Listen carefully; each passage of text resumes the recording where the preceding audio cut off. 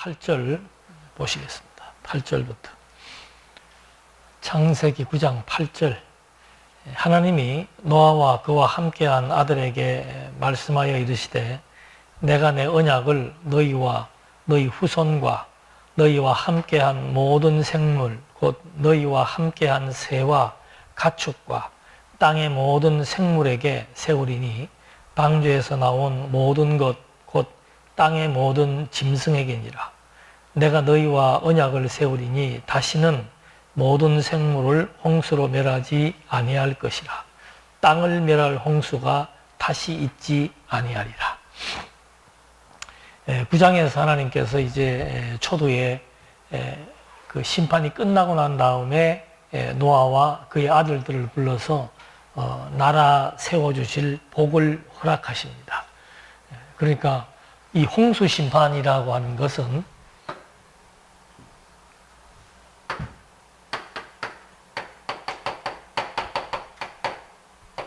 여기에서 완전히 인류가 멸절되고 땅에 있는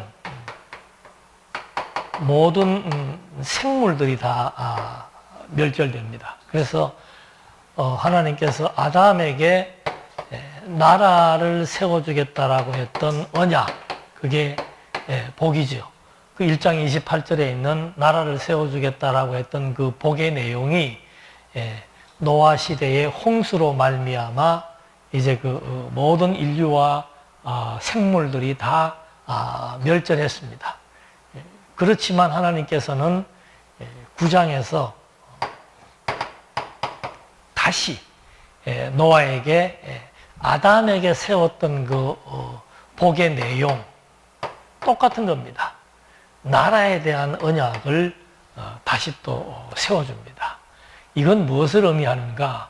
하나님이 아담에게 약속했던 그 나라에 대한 언약은 홍수 심판으로 말미암아 온 인류와 땅과 생명체들이 다 멸절되었지만은 그 약속은 하나님이 계속해서 이루어 가신다라고 하는 것을 우리에게 증명해 주려고 하는 겁니다. 그 이유는 뭔가? 이 나라 언약은 영원한 하나님의 나라의 본질을 우리에게 보여주는 것이고, 그 나라 언약은 하나님께서 나라를 세워주겠다는 언약대로 둘째 아담 그리스도를 통해서 나라를 세워주심으로써 하나님의 존재, 하나님의 살아계심, 하나님이 우주와 만물을 지배하고 다스려 나가신다는 사실을 확증해주는 중요한 단서가 되기 때문에 이 언약은 끊어지지 않고 계속해서 연속성을 가지고 있습니다. 그래서 아담에게 언약했고 노아에게 언약을 했는데, 이제 여기서 재밌는 것은 뭔가 하면은 이제 우리가 주목해서 안 봐서 그랬는데, 아담에게 하나님께서 언약을 세우시기 전에 땅에게 하나님이 명령을 합니다. 땅은 모든 생물을 양육하라고 얘기합니다. 그러니까 땅은 식물을 내고 땅은 동물들을 내라고 얘기합니다. 그 내란 뜻은 양육한다는 거예요. 그러니까 땅이라고 하는 것은 그냥 토지로서 어떤 경계로 사람들이 살아가는 영토의 개념보다 더 본질적인 개념을 가지고 있습니다. 그래서 이렇게 땅에 대해서 하나님이 언약을 세웠습니다. 양육하라는 거.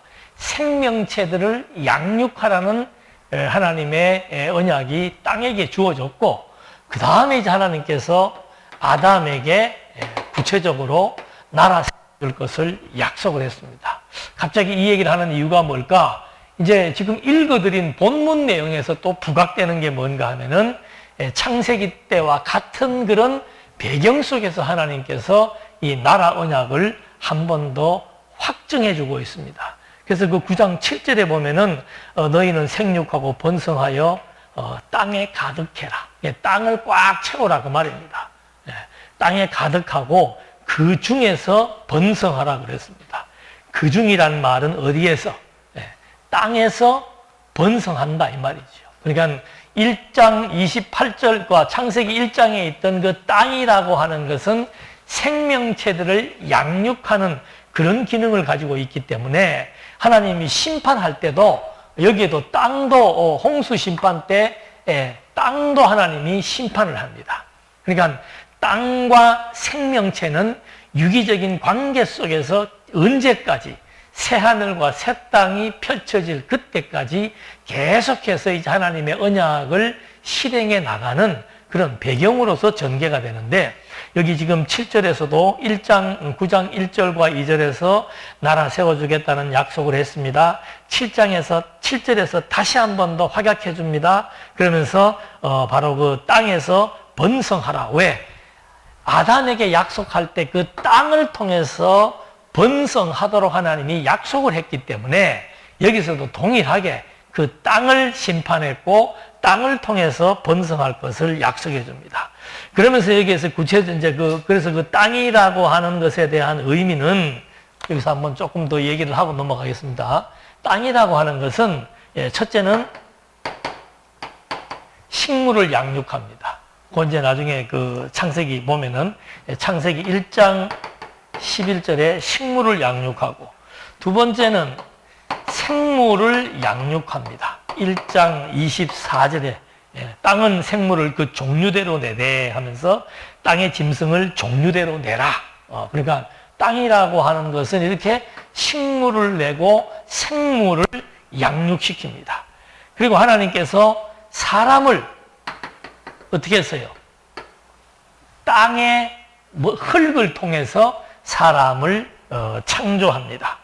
그렇게 해서 땅이라고 하는 것은 이 식물을 키워내고 생물을 키워내고 사람의 요소가, 땅을 통해서 인간의 요소가, 육체가 땅을 통해서 생성되었다는 것을 확인해 줍니다.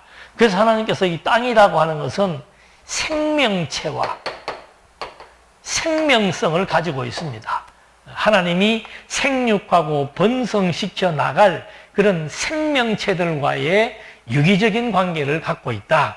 그래서 하나님이 저주를 할 때도, 그 가인을 저주할 때도 땅이 다시는 그 효력을 내게 주지 않을 것이다.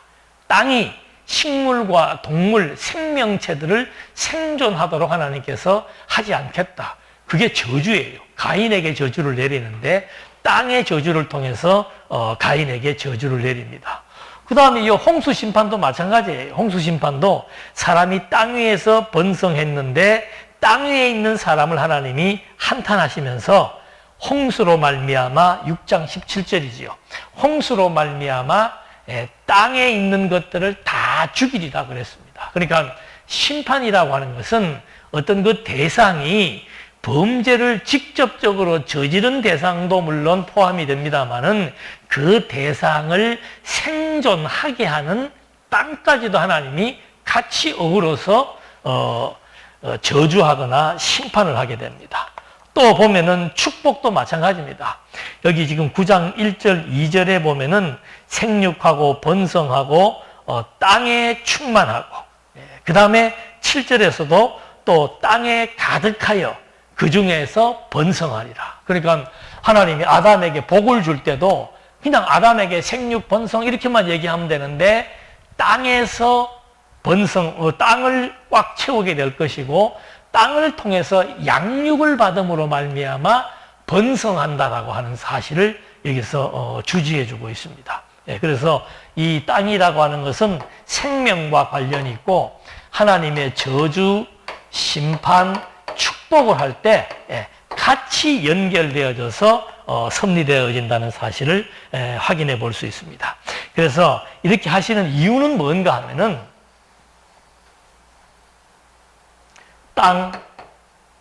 땅이 제일 먼저 하나님이 창조했죠.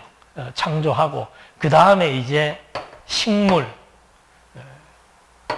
동물, 그리고 사람, 그리고 마지막에 하나님께서 땅을 지배한다. 하나님이 천지를 창조했다라고 하는 그 말의 의미는 땅이라고 하는 것이 어떤 무생물이며 토지의 개념으로 끝나는 것이 아니고 성경에서는 이렇게 땅을 통해서 생육하고 번성하는 하나님의 언약의 기반이 되는 요소가 땅으로 지금 성경에서 표현되고 있습니다.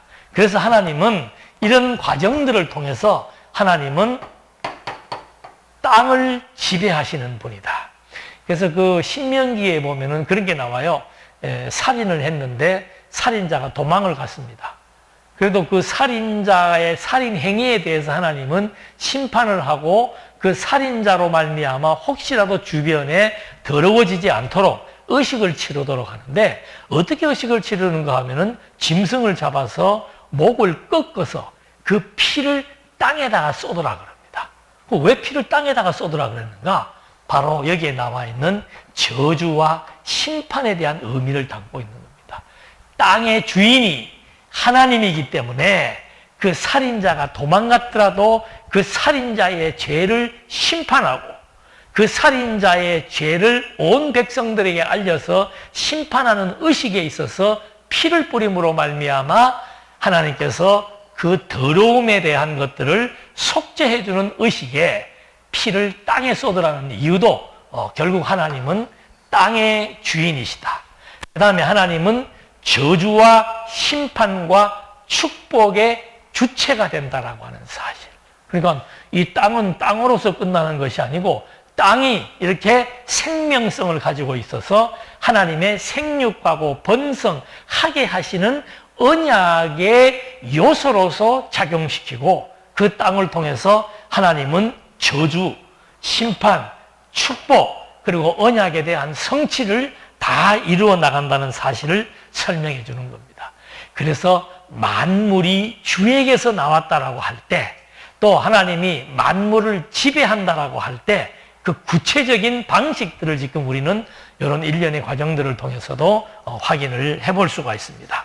그래서 하나님께서 땅에 충만하고 그 땅에서 양육받아서 번성할 것을 약속해 준 그 하나님이 이제는 다시 한번 그 9장 1절과 2절 말씀, 7절에 나와 있는 언약에 대한 말씀들에 대해서 더 구체적으로 표현하는 것이 9절로부터 나와 있는 얘기입니다. 8절에 보면은 그 언약을 주시는 대상을 명시합니다. 8절에 하나님이 노아와 그의 함께한 아들들에게 말씀하여 이르시되, 그러니까 옛날에 아담에게는 그냥 아담에게만 언약을 세웠습니다. 근데 여기서는 이제는 사람이 노아가 있고 그 다음에 세 아들이 있었기 때문에 그 4명의 남자에게 똑같이 하나님이 언약을 하시는 겁니다. 그 이유는 바로 뭔가? 이렇게 해서 생육하고 번성하게 된다는 것을 확인시켜 주는 거죠. 그래서 처음에는 아담과 하와 두 사람을 통한 생육 번성이라면은 이제는 노아와 그의 세 아들을 통한 생육 번성이 이제 이루어지게 되는 거죠.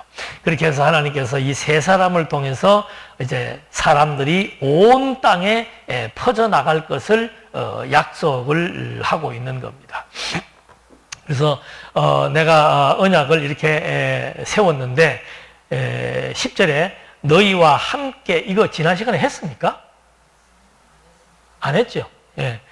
너희와 함께 모든 생물, 곧 너희와 함께한 새와 가축과 땅의 모든 생물에게 세우리니 방주에서 나온 모든 것, 곧 땅의 모든 짐승에게니라. 자, 사람에게 하나님께서 언약을 세웠고, 그 다음에 땅과 관련된 땅에서 나온 땅으로부터 양육받는 모든 생물들, 여기에도 이제 생육하고 번성할 것을 약속해 주는 거죠. 그러니까 아담이 생성되고 난 이후에도 이 약속은 그대로 계승이 되어서 확산이 되었다가 온 인류가 노아 때 한번 심판을 받고 땅 위에 있는 생물들이 다 멸절되고 암수만 놔둔 거죠. 그런데 그들에게 똑같이 하나님이 언약을 세워서 생물은 생물대로, 땅은 땅대로, 그리고 사람은 사람대로 생육하고 번성하되, 이것이 각기 다른 것이 아니고 이렇게 하나님의 지배하에서 하나님의 언약을 이루어 나가는 대상으로서 땅도 회복이 되었고 식물과 동물도 땅을 통해서 생육하고 번성하게 되었고, 사람도 역시 마찬가지죠. 생존하려면은 땅으로부터 주어지는 식물과 동물에 의해서 이제 생존이 가능하도록 섭리해 나가시면서 하나님이 명실공히 우주와 만물을 창조하신 그분께서 세우신 언약은 바로 생육하고 번성하고 땅을 정복하고 다스리는 나라를 세워나가는 데 있어서 확고하게 이루어진다는 사실들을 명시해 주고 있습니다. 그러면서 11절에 내가 너희와 언약을 세우리니 다시는 모든 생물을 홍수로 멸하지 아니할 것이다. 땅을 멸할 홍수가 다시 있지 아니하리라. 그러니까 여기 지금 이제 11절까지의 말씀에서는 이제는 홍수로 이 모든 생명체들, 땅을 포함한 모든 생명체들을 심판할 그런 심판을 하나님께서 하지 않겠다 이 말이죠. 그러니까 이 말은 이제 지난번도 그런 얘기했습니다. 마지막에 대한 심판은 있습니다. 이게 그리스도를 통한 복음에 의한 심판이 있지요. 그것은 그리스도를 믿으면은 구원을 받고 믿지 않으면은 멸망에 처하는 그런 심판이 있고, 이제 최종적인 그리스도에 의한 최종적인 종말론적 대심판, 이건 이제 보이는 이 모든 세계가 없어지는 건데 땅은 땅의 기능을 이제 다 끝내는 겁니다. 그래서 하나님께서 처음 하늘과 처음 땅을 없앤다는 말은 모든 생명체들을 다 없앤다는 말과 똑같은 거예요. 땅이 죽어버리면은 땅을 통해서 존재하는 생명체도 살 수가 없는 겁니다. 그런 건 마찬가지로 그렇게 하나님이 의미를 부여하시면서 이제 새 하늘과 새 땅을 통해서 새로운 생명체들이 살아갈 영원한 천국을 하나님이 열어나가시는데, 그때까지의 역사가 이렇게 진행되고 있음을 확인해 볼 수 있습니다. 그래서 하나님께서 홍수로 멸하지 않겠다고 약속을 해줬는데, 약속을 말로만 하는 게 아니고 항상 하나님은 표징을 줍니다. 어떤 분명한 해야 될 약속을 했을 때, 중요한 약속을 했을 때는 표징을 주시는데, 그 표징이 뭔가 하면은 하나님이 이르시되 내가 나와 너희와 및 너희와 함께하는 모든 생물 사이에 대대로 영원히 세우는 언약의 증거는 이것이니라. 그러니까 하나님이 지금 무엇에 대한 표징을 주는 겁니까? 물로 생명체들을 멸하지 않겠다는 약속에 대한 표징을 주는데, 그 표징이 뭔가? 내가 내 무지개를 구름 속에 두었나니 이것이 나와 세상 사이의 언약의 증거니라. 내가 구름으로 땅을 덮을 때 무지개가 구름 속에 나타나면 내가 나와 너희와 및 육체를 가진 모든 생물 사이의 내 언약을 기억하리니 다시는 물이 모든 육체를 멸하는 홍수가 되지 아니할지라. 무지개가 구름 사이에 있으니 내가 보고 나 하나님과 모든 육체를 가진 땅의 모든 생물 사이의 영원한 언약을 기억하리라. 하나님이 노아에게 또 이르시되 내가 나와 땅에 있는 모든 생물 사이에 세운 언약의 증거가 이것이라 하셨더라. 그러니까 하나님께서 지금 언약을 세우셨는데, 재밌는 것은 뭔가 하면은 이렇게 땅도 하나님이 회복시켜 주었고, 땅을 통해서 생존할 수 있는 식물과 동물, 사람, 모든 생명체들을 생육하고 번성할 수 있도록 무엇을 통해서? 땅을 통해서 양육받도록 약속을 해주고, 이제는 땅에게, 사람에게, 생명체에게 무슨 심판? 물 심판하지 않겠다 이 말입니다. 그 증거로 보여준 게 뭐예요? 그게 무지개예요. 근데 왜 그 증거를 무지개로 보여줍니까? 여기 이제 보면은 힌트가 주어집니다. 하나님이 내 무지개를 구름 속에 두었나니 이것이 나와 세상 사이의 언약이니라. 무지개는 어디에 있다는 거예요? 구름 속에 있다는 겁니다. 그 다음에 내가 구름으로 땅을 덮을 때 무지개가 구름 속에 나타나면 내가 나와 너희와 및 육체를 가진 모든 생물 사이에 내 언약을 기억하리라. 그렇다면은 이 무지개는 무엇과 상관이 있습니까? 예? 구름과 상관이 있잖아요. 자, 시커먼 구름이 몰려들면은 뭐가 옵니까? 비가 오죠. 비가 오는 게, 많이 오는 게 홍수예요. 그러니까 이 사람들에게 무지개라고 하는 것은 비가 많이 내리기 전에 뜨기도 하고 비가 다 끝나고 나서도 뜨기도 합니다. 그러니까 이 시대 사람들은 무지개를 보면은 무엇을 연상합니까? 비를 연상합니다. 또 비를 보게 되면은, 비를 연상하게 되면은 홍수 심판을 연상하게 됩니다. 그런데 하나님께서는 홍수 심판을 내리지 않겠다고 약속을 하시면서 무지개를 증거로 삼았을 때, 이제는 비라고 하는 것을 볼 때마다 하나님은 홍수로 전 세계를 멸절시키는 그런 심판은 내리지 않는다라고 하는 것을 기억나게 해주는 약속의 증표가 되는 거죠. 그러니까 이런 얘기가 일반론적 얘기는 아니에요. 우리도 지금 얼마 전에 막 태풍, 홍수 불었잖아요. 근데 하나님은 그렇게 하지 않겠다고 돼. 이거는 지금 태풍이 불고 홍수가 부는 거는 이 국지적인 겁니다. 어떤 부분에 발생되는 거지만은 노아 시대 홍수는 완전히 땅 자체가 완전히 물에 잠겨서 생명체들을 생성할 수 없도록 만들어버려, 양육할 수 없도록 만들어버렸고, 모든 호흡하는 생명체들을 전부 다 멸절시켰던 심판을 의미하는 거죠. 그러니까 이런 그 홍수 심판이라고 하는 것은 이제 인류 역사상에는 없다. 홍수로 심판하는 것은 없다는 얘기입니다. 그러나 다른 것에 의한 심판은 반드시 존재하는 겁니다. 그래서 그 홍수 심판에 대한 예를 들어서 히브리서 기자가 그런 얘기를 합니다. 노아의 때에 많은 사람들이 심판이 있다고 얘기를 하면서 엄청난 기간 동안 심판에 대한 경고를 지속적으로 해주었지만은 아무도 믿지 않았던 것과 마찬가지로 마지막 때가 되었을 때도 마찬가지다. 이 우주와 세계가 멸망하는 심판이 있다고 아무리 경고를 해주어도 노아의 때와 같이 사람들이 믿지 아니할 것이다. 그것에 대한 증거로 지금 노아의 홍수가 작용하는 것을 확인해 볼 수 있는 겁니다. 그래서 하나님께서 이제 9장 1절로 7절까지에서는 언약에 대한 내용을 세워주었고 8절로부터 17절까지는 그 언약에 대한 내용을 다시 한 번 더 구체적으로 확증시켜 주시되 심판을 하지 않겠다는 것, 물심판을 하지 않겠다는 것에 대한 확증을 시켜주시면서 그 증거로 무지개를 보여주시고 무지개를 통해서 하나님의 언약을 상기할 수 있도록 섭리해 나가시는 그런 과정으로 이제 전개해 나가는 것을 확인해 볼 수 있습니다.